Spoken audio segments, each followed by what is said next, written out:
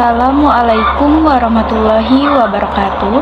Perkenalkan, kami dari kelompok 3, mata kuliah Farmakologi 2. Di sini kami akan menyampaikan terkait tugas kelompok obat golongan progesterin.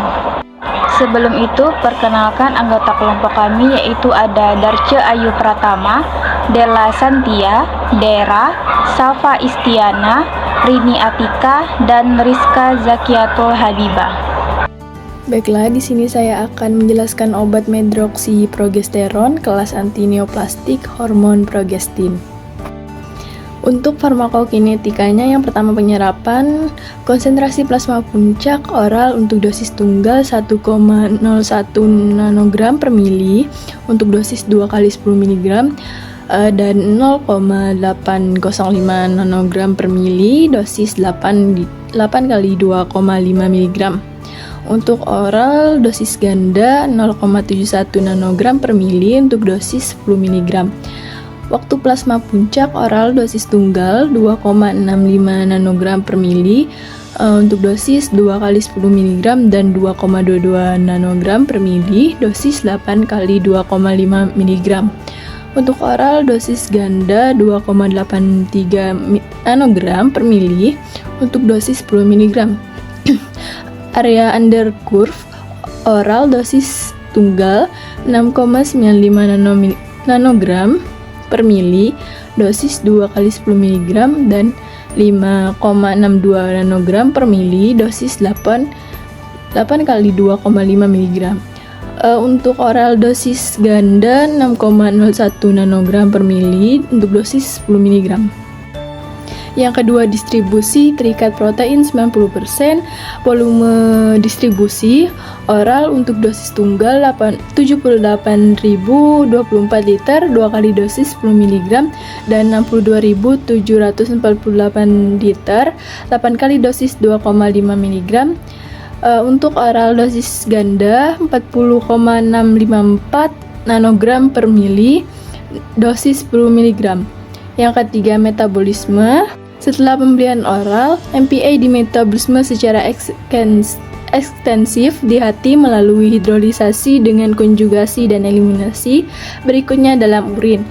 Yang keempat, eliminasi waktu paruh oral dosis tunggal 12,1 jam 2 kali dosis 10 mg dan 11,6 jam 8 kali dosis 2,5 mg. Untuk oral dosis ganda 16,6 nanogram per mili, dosis 10 mg. Selanjutnya, farmakodinamik. Progestin menghambat sekresi gonadotropin yang terutama mencegah pematangan folikel dan ovulasi dan menyebabkan penebalan lendir serviks. Tindakan ini berkontribusi terhadap efek kontrasepsi. Penekanan konsentrasi estradiol serum kemungkinan bertanggung jawab atas efek terapeutik pada nyeri terkait endometriosis. Selanjutnya, indikasi. Yang pertama, karsinoma endometrium metastatik. 2. Karsinoma ginjal metastatik. Yang ketiga, aminorea sekunder. Yang keempat, perdarahan uterus abnormal. Yang kelima, hiperplasia endometrium.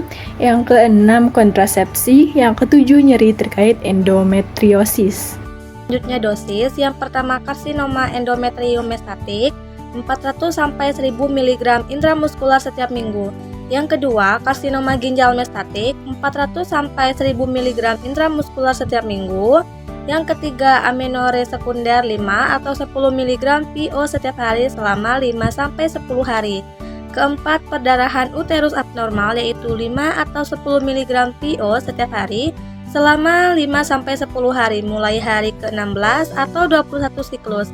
Kelima, hiperplasia endometrium yaitu 5 atau 10 mg PO setiap hari selama 12-14 hari per bulan. Keenam, kontrasepsi yaitu 104 mg SC setiap 12-14 minggu.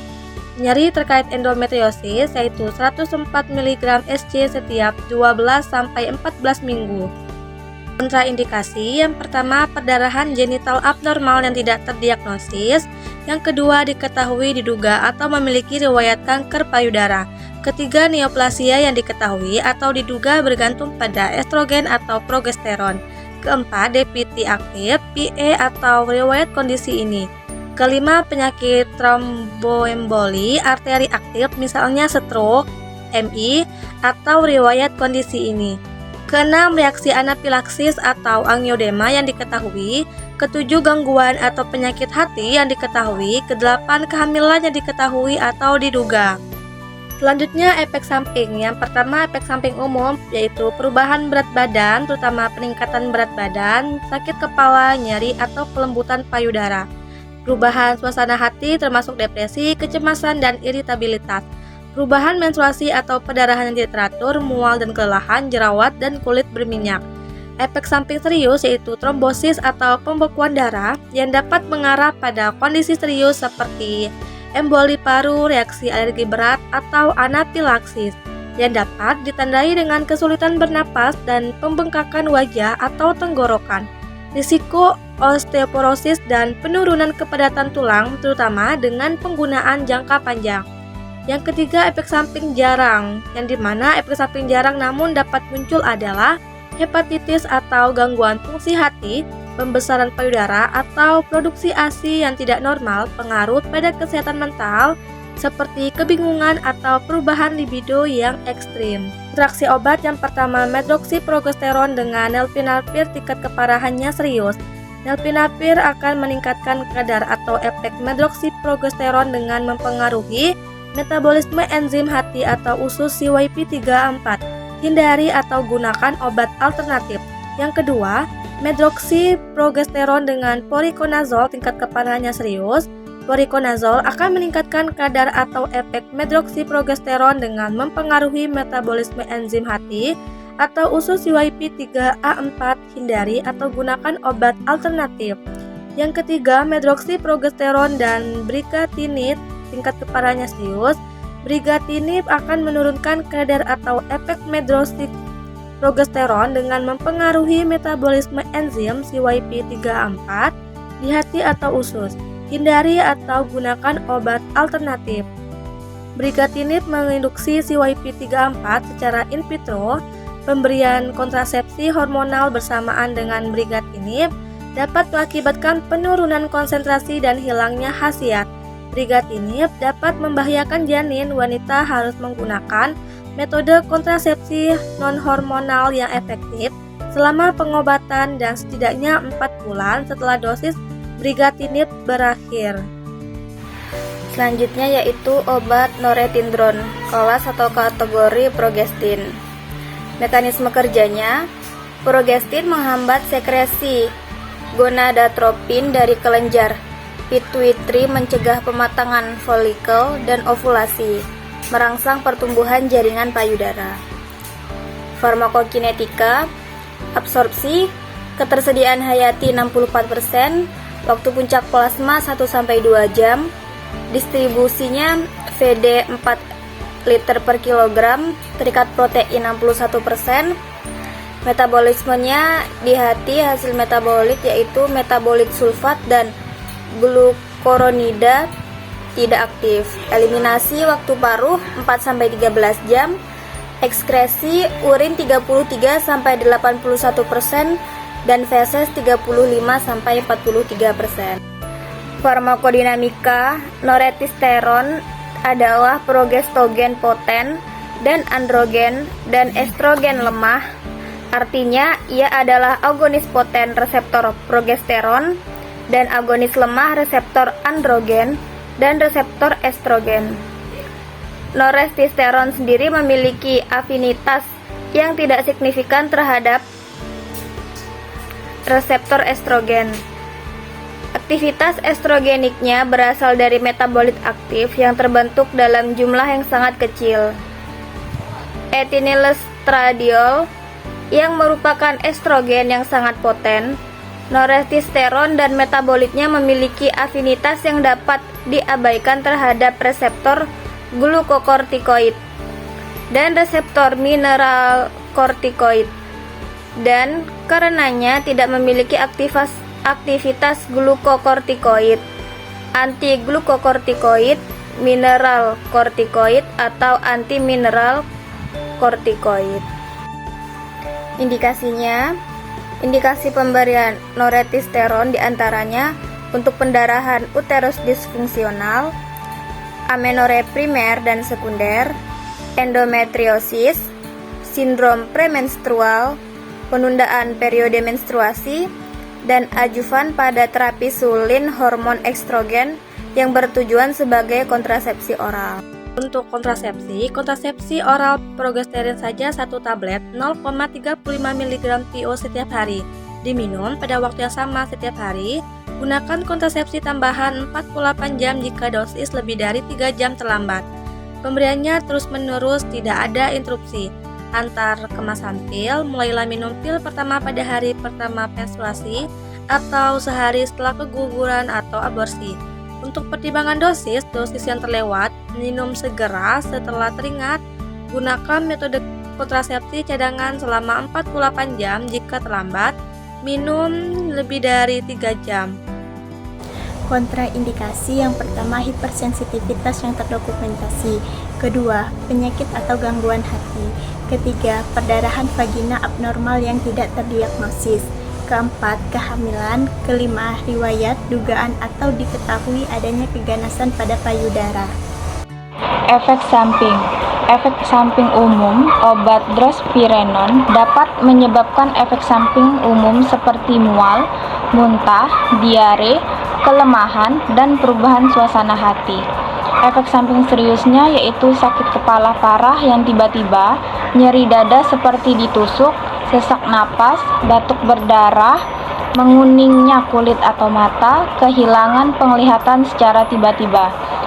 Efek samping jarang, sakit kepala yang tidak biasa, parah atau berlangsung lama, pusing atau pingsan, sakit parah di perut, air seni berwarna gelap atau tinja berwarna terang. Interaksi obat yang pertama, norethindron dan metformin. Tingkat keparahan monitor closely.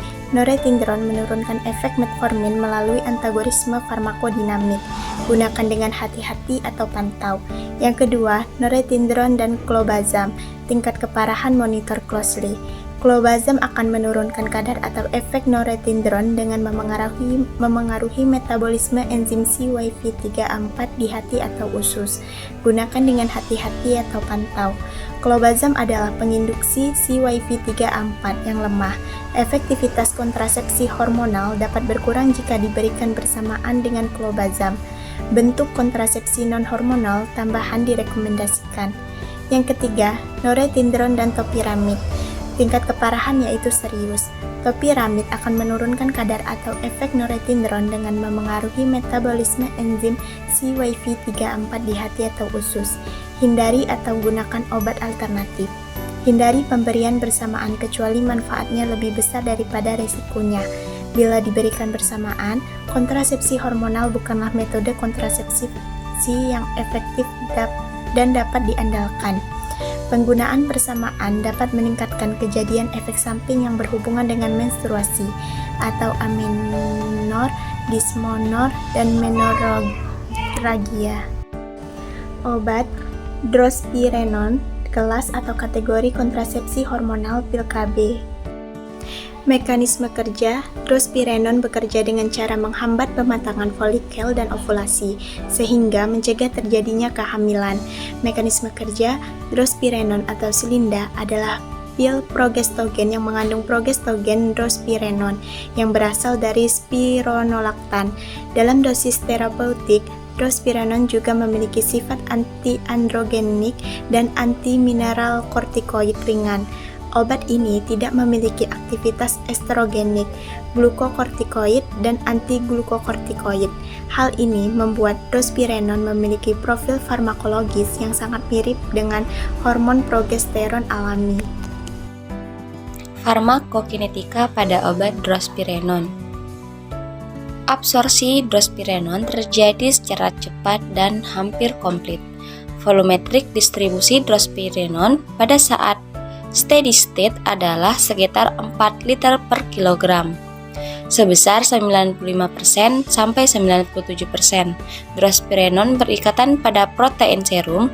Metabolisme terjadi secara ekstensif setelah pemberian secara oral. Drospirenon ini diekskresikan terutama melalui feses dan urin. Lalu pada pertama, absorpsi. Absorpsi drospirenon terjadi secara cepat dan hampir komplit. Setelah pemberian secara oral, biofabilitas drospirenon mencapai 76%. Makanan tidak mempengaruhi absorpsi drospirenon. Konsentrasi steady state terjadi setelah 10 hari. Lalu pada bagian distribusi. Volume distribusi drospirenon ini pada saat steady state adalah sekitar 4 liter per kilogram dengan sebesar 95% sampai 97%. Drospirenon ini berikatan pada protein serum, namun bisa juga berikatan pada albumin serum dan tidak berikatan pada seks hormon binding globulin atau SHBG atau kortikosteroid binding globulin atau CBG. Lalu pada metabolisme, drospirenon ini dimetabolisme secara ekstensif setelah pemberian secara oral. Metabolit aktif utamanya adalah bentuk asam dari drospirenon dan 4,5 dihidrodrospirenon 3 sulfat. Merupakan kedua metabolit tersebut terbentuk tanpa keterlibatan sitokrom 4,5,50. Drospirenon ini juga merupakan substrat CP3A4 secara in vitro.